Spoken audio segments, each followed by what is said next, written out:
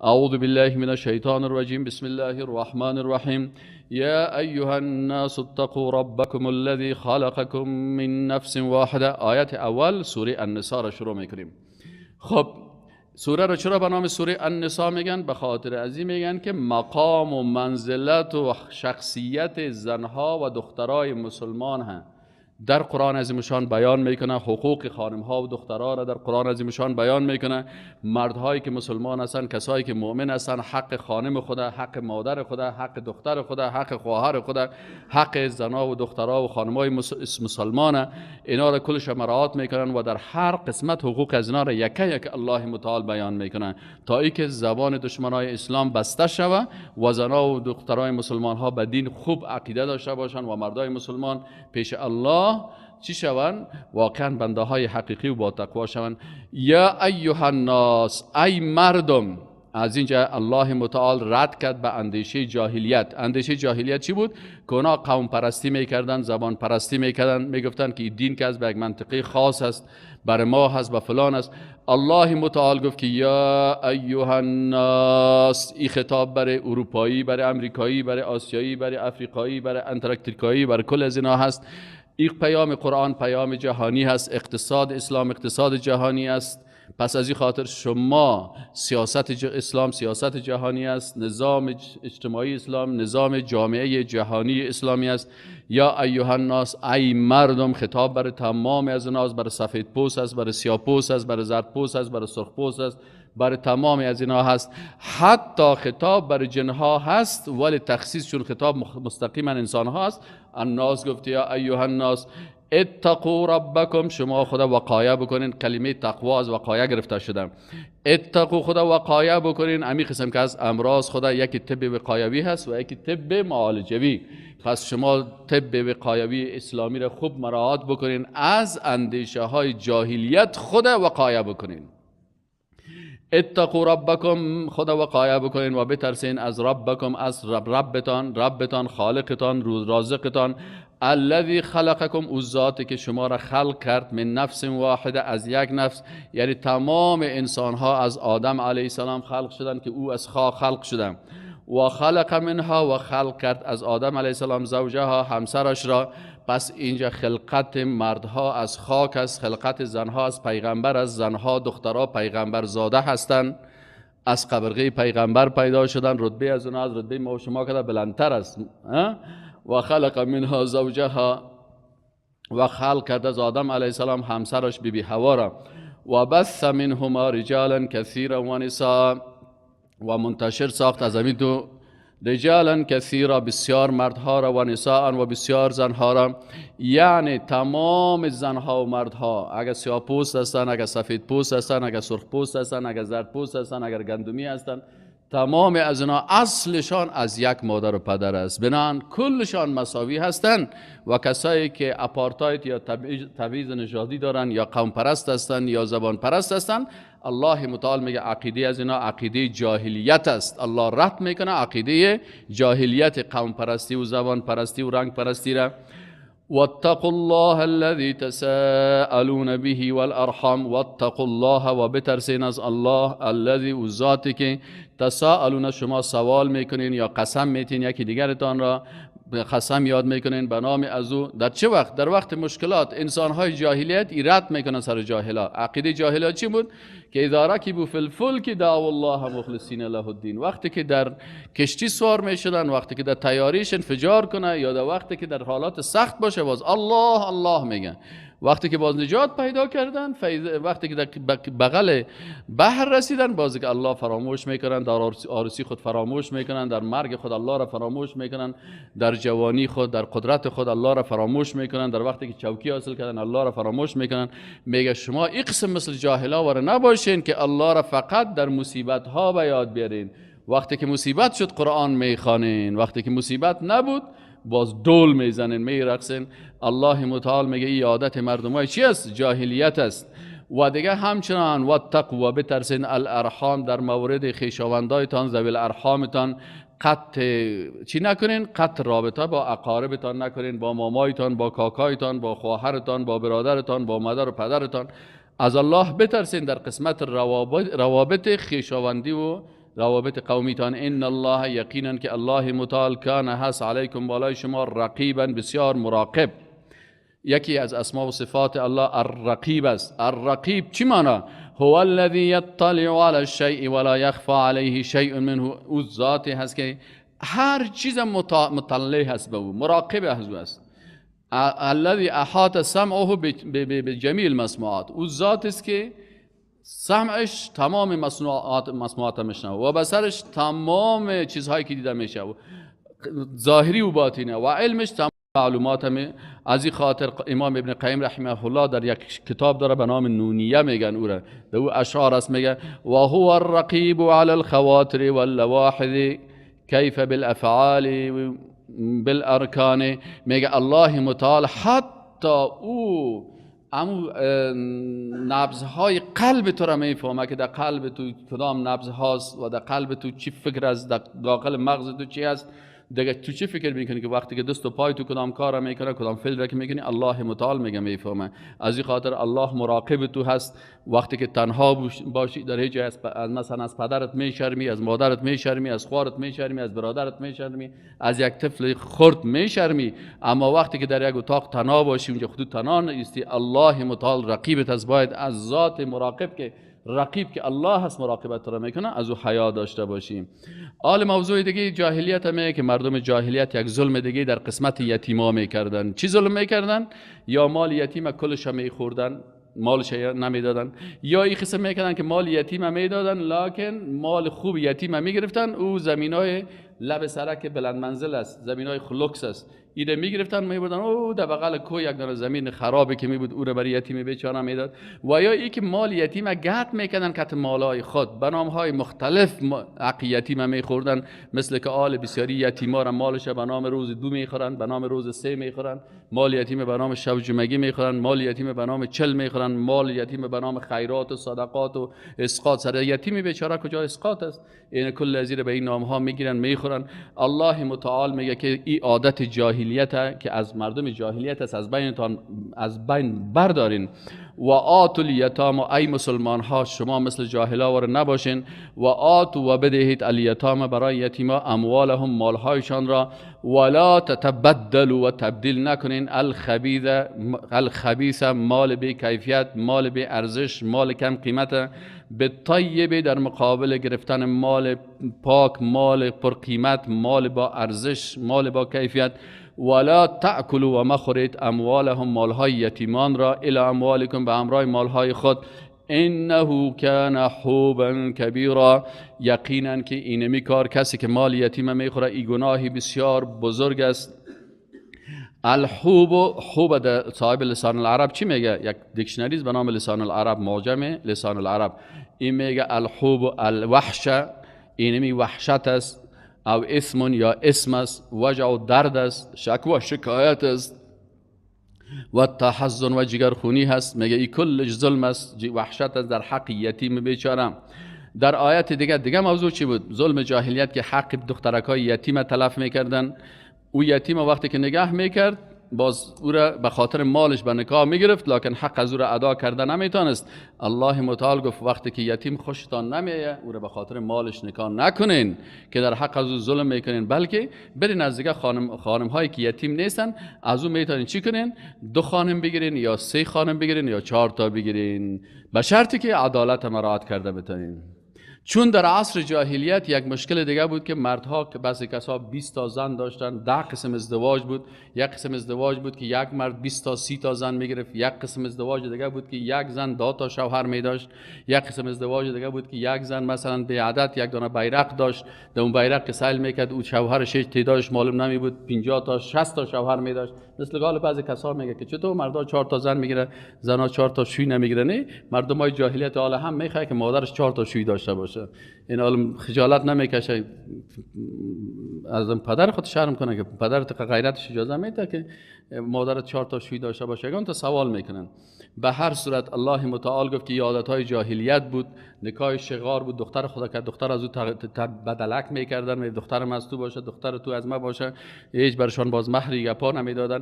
این کلش عادتهای جاهلیت بود. چندین قسم نکاح ها بود، الله متعال این نکاح ها را کلش از بین برد و این تعدد 20 زن و 30 زن و 20 شوی 40 شوی یار کلش از بین برد. برای مردها گفت که فقط مرد میتونه که تا 4 زن بگیره به شرطی که عدالت کرده بتونن.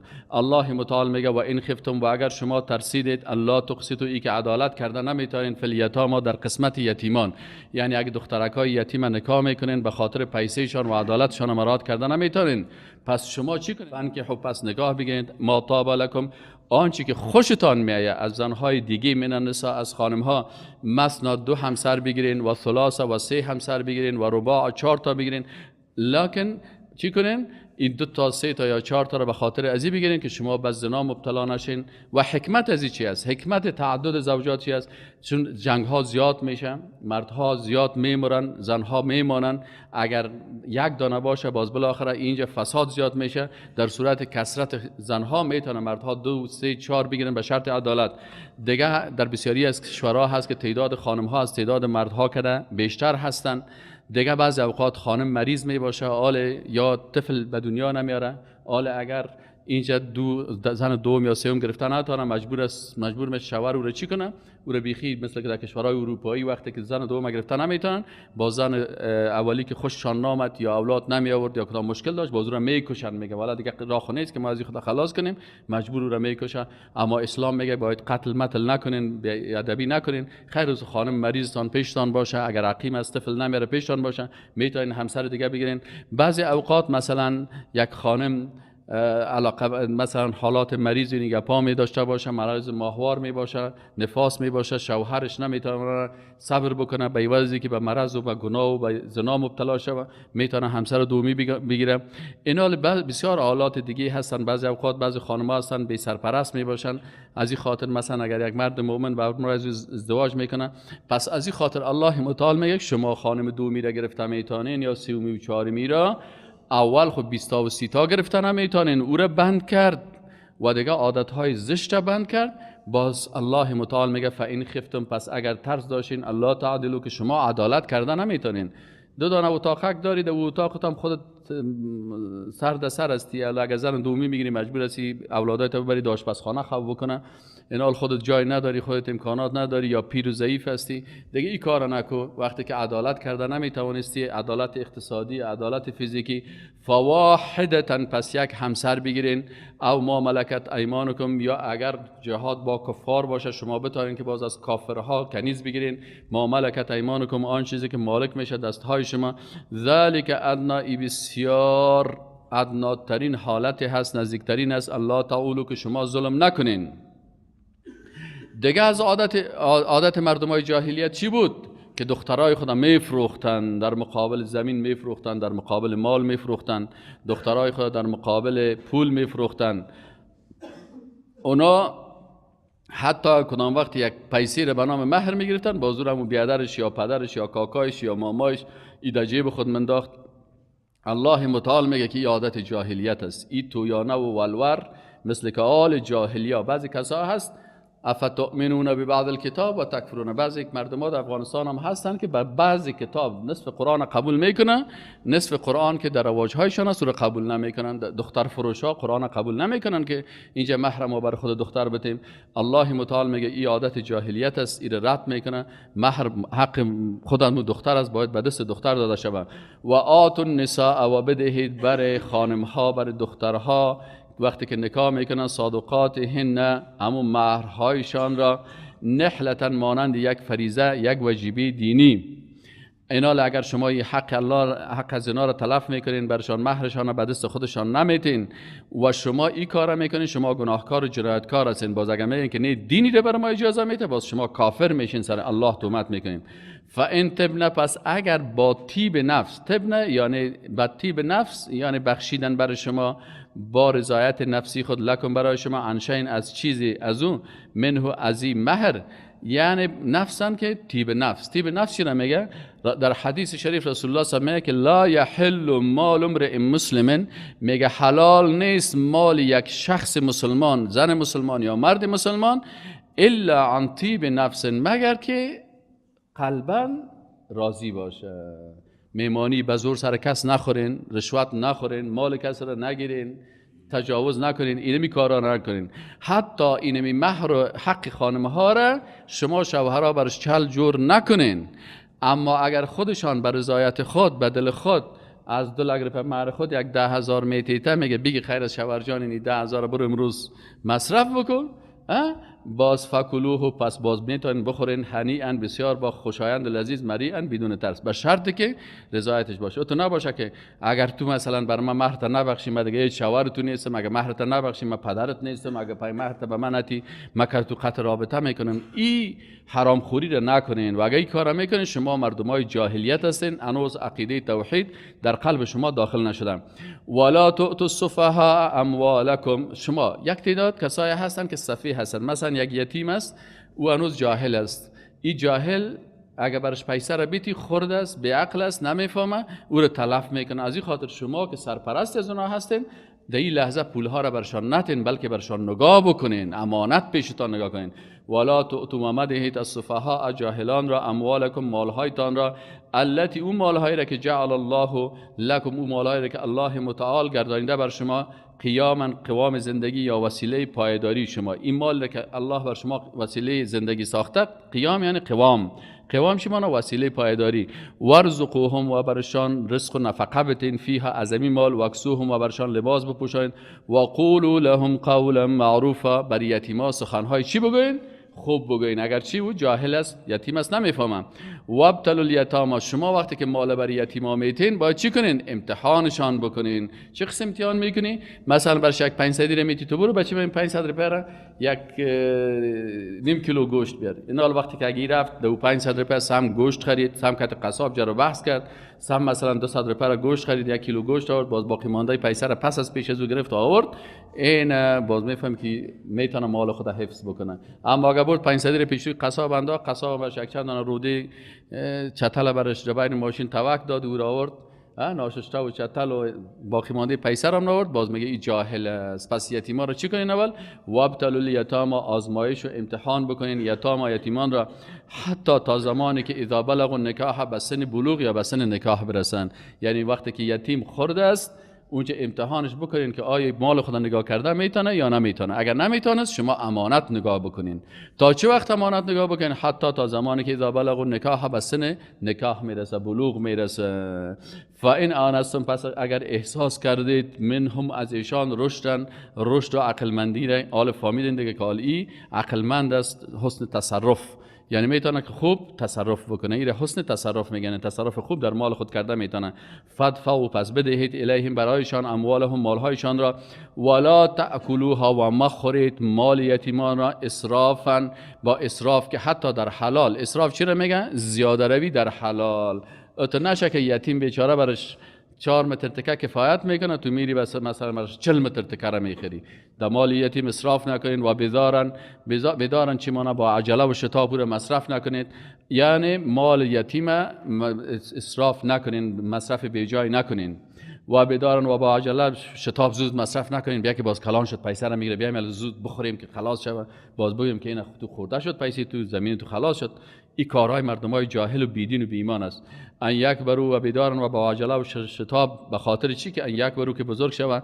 و من کان غنیا، و اگر از شما کسی که سرپرست یتیما هست و خودش غنی هست، اقتصادش خوب است، فلیستعفف، باید عفت اختیار بکنه، از مال یتیم هیچ چیز را نگیره. مال یتیم فقط امانت نگاه بکنه و مال یتیم کاری بکنه که به نفع یتیم است. و من کان فقیرا، و اگر کسی باشه فقیر، سرپرست فقیر باشه، بازو چی میتونه؟ باز میگه فلیأکل بالمعروف، پس میخوره به معروف. معروف چی مانا؟ که در مال یتیم کار میکنه، حق خدا میگیره و حق یتیم برش نگاه میکنه. از پیسه یتیم مثلا در کار میپرتش و از اونجا چی میکنه؟ باز خودش هم از اون فایدهش خودش خدا و بر یتیم هم غذا میده. فلیأکل بالمعروف، معروفی است که مثلا مالش در تجارت میپرته، مالش مثلا در مزاربت میپرته، مالش در کار. فاذا دفعتم، پس وقتی که شما باز دفعتم دادید، الیهم، به یتیما، اموالهم، مالهایشان را، وقتی که مال یتیما را بهشان دادین، فاشهدوا، باز شاهد بگیرید، علیهم، بر آن. وقتی که مال میتی باید تو شاهد داشته باشی، سند داشته باشی که او یتیم واقعا حقش دادی، که پسان بر شما کدام مشکل پیدا نشه. و کفى بالله حسیبا، و کافیز به الله متعال که حساب کننده، اصلا حسابتان باز الله متعال میگیره. دیگه مشکلی که بود در زمان جاهلیت بر زنها میراث نمیدادن. الله متعال میگه که خود جاهلیت است، مردمای جاهل هستن که برای خواهر خود میراث نمیده، و مادر خود میراث نمیده، برای دختر خود میراث نمیده، برای خانم خود میراث نمیده. این آدمای جاهل و بیدین و بیمان هستن. اگرچه ظاهرا کلمه بخوانه، لکن اگر حق میراث خانم ها را میخورن، این انسان اگر عمره میره از این پیسه حرام، الله عمرش قبول نمیکنه. اگر حج میره انشاءالله موجه شیطانا خودش کت سنگ میزنه. و اگر مثلا تقوا میکنه، الله متعال عبادت از را قبول نمیکنه. چرا؟ به خاطر ازی که رسول الله صلی الله علیه و میگه یک نفر می سفر میکنه، مویاش ژولیده، کالایش چرک شده، وضعیتش خراب است و میگه یا الله یا الله، باز میگه و مطعمه حرام، غذایش حرام است، از مال میراث زنا را خورده، خواهر خود خورده، مادر خورده، و لباسایش حرام است، آبی که مینوشه حرام است، پیسهش حرام است، در میراث غلطی کرده. الله متعال میگه کی دعای زیر الله قبول میکنه؟ سعد رضی الله عنه به رسول الله صلی الله علیه و گفت که یا رسول الله بر من دعا بگو که من مستجاب الدعوه شم. رسول الله صلی الله علیه و گفت که اطب مطعمک تکن مستجاب الدعوه، نانت پاک بساز. وقتی که یک لقمه حرام در دانت رفت، 40 روز عبادت تو قبول نمیشه. تو میراث خواهرت خورده میری، میراث مادرت میخوری، حرام خور هستی، بر از او چال جور میکنی، از اقارب بیچارهت که اونا نمیفهمن حق میراثشون میخوری، باز بعد از میخیزی که والا من با تقوا هستم، باز که در نمازم تو خوب خدا کج و کور میکنی. دواده میراث خدا کج و کور کو. اونجا الله را باید داشته باش، تقوا داشته باش. للرجال، الله متعال میگه در شریعت الهی چی است؟ للرجال، در شریعت الهی بر مردها نصیب است از میراث، مما از آنچه که ترک کرده گذاشته هست، به میراث گذاشته است، الوالدان والدین، والاقربون و یا اقارب، وللنساء و بر زنها دخترها، زن دختر خواهر مادر چی است؟ نصیب میراث است، حق میراث است، نصیب الله تعیین کرده. مما از آنچه که ترک کرده باشه و میراث گذاشته باشه، الوالدان والدین یعنی پدر و مادر، والاقربون و اقاربشان، مما قل منه او کثر، از آنچه که این میراث کم باشه یا زیاد باشه. اتنس والا میراث ما کم از همین مردا بس میکنه، بر زنها نمیتم. ای جاهل، انسان جاهل صفت، ای انسان که اسلام در مغز داخل نشده، شریعت الله را، قانون اقتصادی اسلام قبول نداری، نیمی قرآن قبول داری، نیمیش قبول نداری، از این خاطر الله متعال تو را نمیبخشه. نصیبا مفروضا، الله میگه این نصیب قسمت ها فرض کرده شده هست، واجب است، از طرف الله هست. همین قسم که همین قسم سرت نماز فرض است، روزه فرض است، حج فرض است، زکات فرض است، اینمی میراث فرض است سر تو که باید برازی بتیم. حال میگه اگر در وقتی که شما میراث تقسیم میکنیم، یگان غریب می، مسکین می، فقیر می، الله متعال میگه بر از اونها هم یگان چیز کمک بکنین. و اذا حضر، و وقتی که حاضر شوه، القسمت، در وقت تقسیم میراث، اولو القربا، اقارب یا خویشاوندان، والیتاما یا مردمای یتیم میان که و مستحق میراث نیستن لکن یتیم و مسکین، والمساکین، مسکینا می، فرزقوهم، پس بر از اونها هم یک چیز بتین، رزق یک روزی یا یک چیز برشان از امو میراث شما بتین. امو باقی مانده های چیز که ام کسایی که اهل میراث هستند. منه از آن مال متروکه، و قولوا لهم قولا معروفا، و بر از مسکین و یتیم و غریب و سوالگر هم بگوین لهم برایشان قولا معروفا، سخنان یک شایسته. حال نشک سوتر از جانشان میگیره که بدوانین یاره، ای چطور کایی؟ نه، قول معروف بگوین برشان، بگوین که اینه خیر سنی یک بر شما دادیم، برید پرایتان به خدا با اینکه ما میراث چی کنیم، تقسیم کنیم، باز برتان ان شاء الله یک چند رفع کمک میکنیم. والیخشى الذین، دیگه از ظلم جاهلیت چی بود؟ که اولادای ضعیف خود از میراث محروم میکردن. بعضی مردمای بیمان و بیدین عادت دارن که وقتی میراث کسی که خوشش آمد کلش بر از اون کسایی که خوشش میاد. حتی بعضی پدرای ظالم هستن، پدرکلانای ظالم هستن، بعضی کسا هستن برادرای ظالم هستن، خواهرای ظالم هستن که وقتی که خوششان نامد، ولی اینی فلانی خوشم نمیاد، بیا کل میراث میگیریم برای فلانی میدم، اما کل مال خود از زندگی خود برای یک نفر نوشته میکنه و او دیگرا را چی میکنه؟ از میراث محروم میکنه. یعنی کاری را که الله بعد از مرگش میکنه، اید از زندگی خود این کار را میکنه. ولیخشى الذین، و بترسن کسانی که لو ترکو، اگر ترک کنن، من خلفهم، بعد ازشان، ذریتان ضعافا، ذریه یعنی اولادهای ضعیف، خافوا علیهم، میترسن بالایشان از فقر زیاد مال، فلیتقوا الله، پس از الله بترسن، این مال خدا ضایع نکنن، مال خدا ناقی در جاهای مختلف مصرف نکنن، بگذارن برای عموم مستحقینش هم که یک مقدار میراث باشه. ولیقولوا قولا سدیدا، و باید بگوین حق سخن راست. یعنی اگر کدام وقت وصیت یک چیز میکنن، اما تو سخن راست بگوین، درست بگوین، نگوین که فلانی از میراث ما محروم است، فلانی چطور است، چنان است. حق یتیمه. این مردمای جاهلیت و مردمای جاهلیت معاصر هم حق یتیمه چی میکنن؟ میخورن. اینال کسایی که مال یتیمه میخورن، مثلا یتیم بیچاره از پدرش فوت کرده، پدرکش فوت کرده، بعد از یک 3-4 لک پول نقد مانده، مثلا یک چند بسوا یا نیم جریب زمین مانده، بعضی کسا باز میگیره این زمین از این پول از این الماریش مشکنانه، باز از این پیسه را میکشه، این قدرش اسقاط، این قدرش زکات خود نمیشتاره، این قدرش روز اول دیگ بارین، این قدر روز دو دیگ بارین، این قدر روز 3 بارین، این قدر شب جمعه بارین، این قدر صاحب 40 بارین. یک وقتی که صاحب یتیم بیچاره را سائل کنی، در آخر باز میان که یتیم حسابی میگیرن، کل زمین و همون پیسه یتیم کلش چی شدن؟ خورده شدن. حال کسایی که از غذای این یتیم میخورن، از مال از یتیم میخورن، نان از یتیم میخورن، پیسه از یتیم در جیب خود میمانن، الله متعال میگه که اینی کسایی که حق یتیما را میخورن، به هر چله که میخورن، ان الذين یقینا کسانی که یاکلون میخورن اموال الیتام، مالهای یتیمان، ظلما به ظلم، به بهانه های مختلف اینا چی میکنن؟ میخورن. انما یاکلون فی بطونهم نارا، انما یقینا که یاکلون میخورن، یقینا که میخورن فی بطونهم در شکمهایشان نارن آتش. در روز آخرت ببین که شکمهای از آتش دوزخ پر است. الله حفظ بکنه. و سیصلون، و زود است که داخل شوند در با آتش نارن سعیرن. سعیر یک جای بسیار خطرناک دوزخ است، دمی سعیر اینا داخل میشن که عذاب بسیار سخت دارن. اینا چرا؟ به خاطر از اینکه اینا حق چی را خوردن؟ حق یتیما را خوردن. اینا حق یتیم چند قسم خوردن میشه؟ یا ای که حق یتیم مستقیما حق خودش است ایره میخورن، یا ای که مثلا او چیزی که حق یتیم است که باید برای یتیم داده شود، زکات است، صدقات است، خیرات است، او را پیسه دارا میخورن. اینها هم حق یتیم خوردن. یتیم بیچاره که تو چوب میدوانن، اینال حق مسکین و فقیر پیسه دارا میخورن، در بین خود یکی دیگه خورده میرن. الله متعال کل از را در روز آخرت محاسبه کنه، چی حق پول یتیم زمین یتیم همت مستقیم خورده باشه، چی او حقی که یتیما در چی دارن، در یتیم در چی حق داره، در مال مسلمان ها حق دارن، بالای کلگی حق دارن.